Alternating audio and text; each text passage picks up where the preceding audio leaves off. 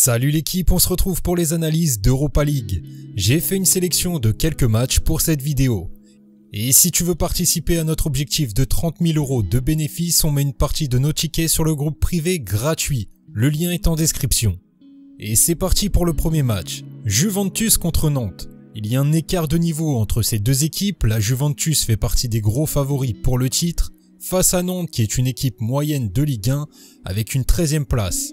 La Juventus a l'avantage d'être à domicile et doit prendre des points avant de faire le déplacement à Nantes. Il est vrai que les statistiques entre ces deux équipes ne sont pas si éloignées, mais l'effectif de la Juventus paraît quand même nettement supérieur.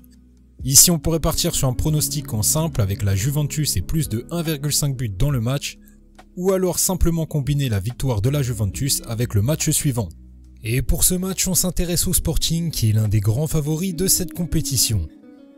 Les Danois ont du mal en déplacement avec seulement 17% de victoire à l'extérieur et marquent beaucoup moins que leur adversaire du jour. Il y a également une différence sur le plan défensif avec un avantage pour le Sporting. Ici pour jouer en simple on peut partir sur le Sporting et plus de 1,5 buts dans le match ou le combiner en simple avec la victoire de la Juventus. Ensuite gros match entre le Barça et Manchester United. Bon là ça me paraît plus difficile que les deux autres matchs mais comme c'est deux grosses équipes j'en parle quand même.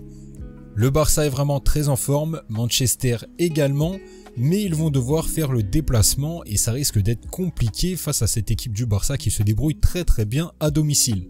Ici je pense que ça va être un match assez serré, on pourrait partir sur les buteurs comme Lewandowski qui n'a pas marqué depuis un moment, ou Rashford qui fait également un gros travail offensif pour son équipe.